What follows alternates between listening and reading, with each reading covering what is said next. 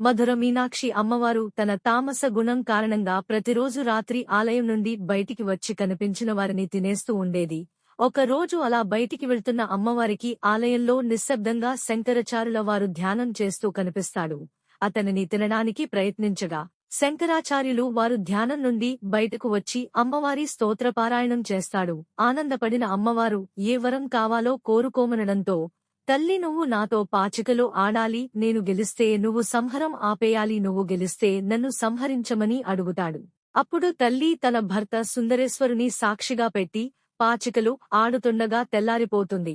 అప్పుడు మీనాక్షి తల్లి చూడు శంకర నేను గెలిచాను అని అంటుంది. అప్పుడు పరమేశ్వరుడు నవ్వి అవును దేవి ఆటలో నువ్వు గెలిచావు కాని శంకరాచార్యుడు శ్రీచక్రంతో నిన్ను బంధించా తాను కూడా గెలిచాడు అని చెప్తాడు. అమ్మ సంతోషించి తనలో ఉన్న తామస గుణాన్ని వదిలేసి భక్తుల కోరికలు తీర్చే మధురమీనాక్షిగా కొలువైంది.